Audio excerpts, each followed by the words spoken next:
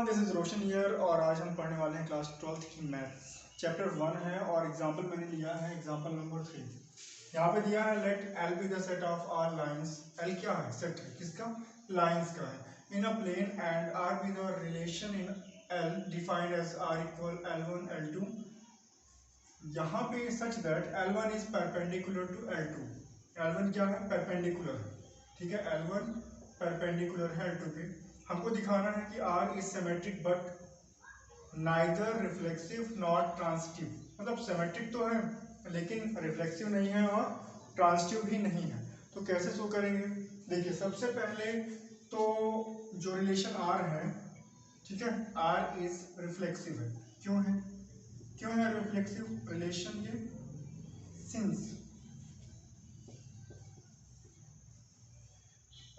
Since line L1, जैसे हमने line ले ली L1 is perpendicular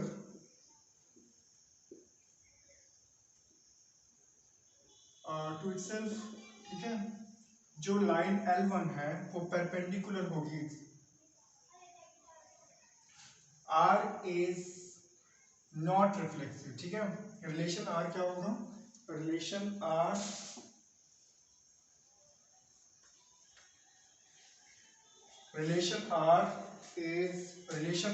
is not reflexive. क्यों नहीं होगा रिफ्लेक्सिव? क्योंकि कोई भी लाइन है वो खुद के परपेंडिकुलर तो होगी नहीं। होती है क्या? नहीं होती है। जैसे मैंने लाइन ले लिया L1, ठीक है।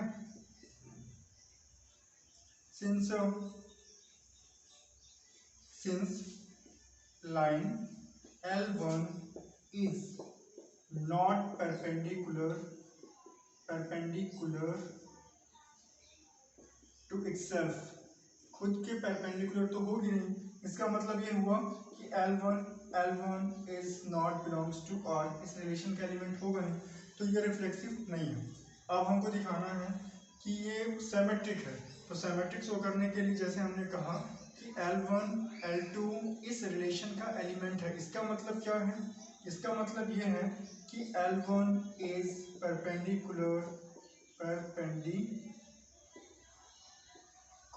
टू L2, ठीक है। जब L1 L2 के परपेंडिकुलर होगा तो L2 भी L1 के परपेंडिकुलर होगा, ओके। Perpendicular to L1। इसका मतलब क्या हुआ? इसका मतलब ये हुआ कि L2 L1 R का एलिमेंट होगा, इस रिलेशन का एलिमेंट होगा। इसलिए या सो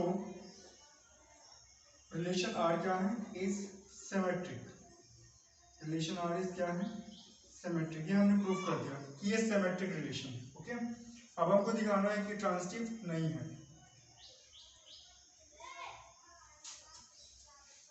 रिलेशन R को शो करना है कि ये ट्रांसिटिव नहीं है, ठीक है।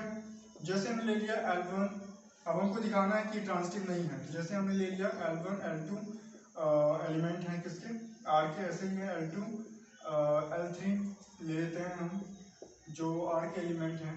अब यहाँ पे देखिए, आपको ये समझना है कि L1 जो है L1 L2 के परपेंडिकुलर है, ठीक है। और L2 किस पे परपेंडिकुलर है? L3 पे है, ठीक है। L2 L3 पे परपेंडिकुलर है। ऐसे डायग्राम बना सकता हूँ। इसको मैंने ले लिया L1 L2 L3, ठीक है। L1 L2 पे परपेंडिकुलर है, ओके। L1 L2 पे परपेंडिकुलर है और L2 L3 पे है। तो क्या L1 L3 परपेंडिकुलर होंगे? नहीं, L1 L3 के पैरेलल होगा। सो हम कह सकते हैं कि L1 L3 does not belongs to relation R। Therefore, so जो रिलेशन R है इज नॉट ट्रांजिटिव।